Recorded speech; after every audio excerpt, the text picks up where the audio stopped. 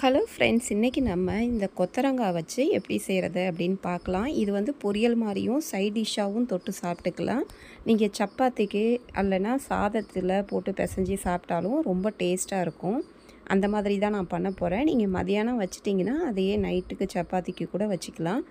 அதே மாதிரி மதியானம் சாப்பாட்டுக்கும் நீங்கள் யூஸ் பண்ணிக்கலாம். ரொம்ப நல்லாயிருக்கும்.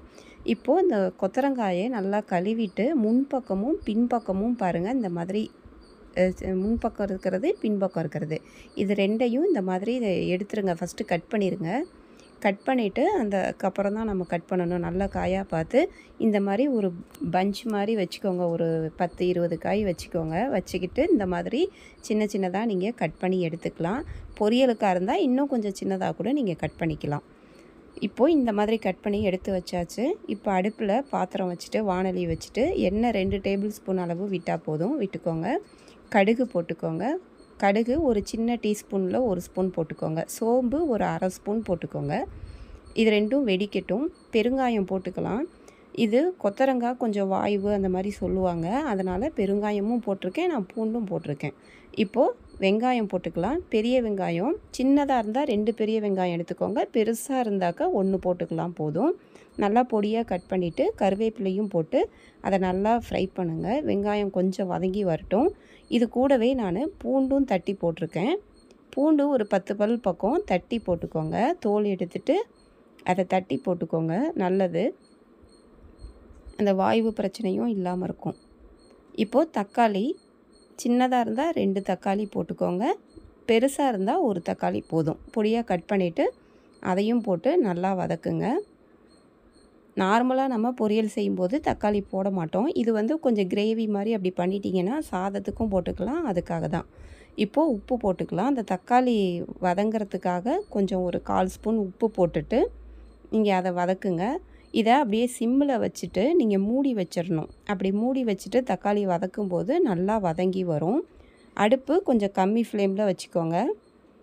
சிம்மில் வச்சுட்டு மூடி வச்சு இந்த மாதிரி வதக்குங்க. மறுபடியும் அதை எடுத்துட்டு பார்த்தீங்கன்னாக்கா இந்த தோல்லாம் மசிஞ்சு வெளியே வந்துடும். மூடி வச்சு வதக்கும்போது நல்லா அழுத்தி விட்டு அந்த தக்காளியை மசிக்கிற மாதிரி பார்த்துக்கோங்க. இப்போது இதில் மிளகாய்த்தூள் 1 டேபிள் ஸ்பூன், மஞ்சத்தூள் 1/4 ஸ்பூன், 2 ஸ்பூன் கொத்தமல்லி தூள் போட்டிருக்கேன். இது எல்லாத்தையும் கொஞ்சம் நல்லா வதக்கி விடலாம். நீங்கள் பச்சை மிளகாய் போடுறதா இருந்தால் கூட ஒரு பச்சை மிளகாய் போட்டுக்கலாம்.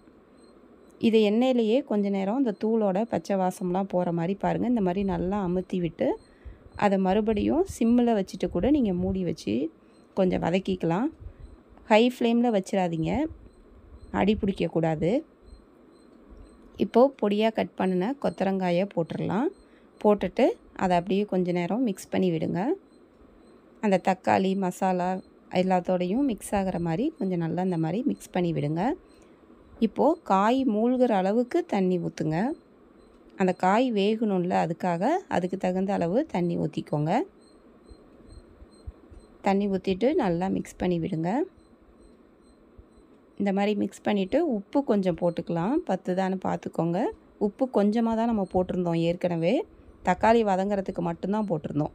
அதனால் இப்போ ஒரு அரை ஸ்பூன் உப்பு போட்டுக்கிறேன். உங்கள் உப்பு வந்து அவங்கவுங்க டேஸ்ட்டுக்கு தகுந்த மாதிரி போட்டுக்கோங்க. சின்ன ஸ்பூனில் அரை ஸ்பூன் போட்டால் போதும். இப்போது மூடி வச்சிடலாம். கொஞ்சம் மீடியம் ஃப்ளேமில் வச்சு மூடி வைங்க. இப்போது தேங்காய் அரை மூடி தேங்காயும் சோம்பு 1 ஸ்பூன் போட்டு இதை அரைச்சி இந்த மாதிரி ஃபஸ்ட்டு எடுத்துக்கோங்க. சோம்பும் தேங்காயும் நல்லா மசிஞ்சிடணும். அந்த மாதிரி மசிஞ்ச பிறகு வேர்க்கடலை தோலை எடுத்துகிட்டு கூட போட்டுக்கோங்க. ஒரு பிடிச்ச வேர்க்கடலை அந்த மாதிரி எடுத்திருக்கேன். நீங்கள் தோலை எடுத்துகிட்டு கூட போட்டுக்கலாம். நான் தோலோடு போட்டிருக்கேன். வறுத்த வேர்க்கடலை. அது வந்து நைஸாக அரைக்கக்கூடாது, குறகுறப்பாக தான் அரைக்கணும். பாருங்கள், நான் எடுத்து காட்டுறேன். அந்த கடலை வந்து ஒன்றும் பாதியுமாக நமக்கு அப்படியே தெரியணும். அந்த மாதிரி இருக்கணும். குறகுறப்பாக அரைச்சி இந்த மாதிரி நல்லா மிக்ஸ் பண்ணி வச்சுக்கோங்க. இப்போது காய் வெந்துருச்சான்னு பாருங்கள். நல்லா இந்த கொத்தரங்காய் வெந்திருக்கணும். அதன் பிறகு அதை ஊற்றுங்க.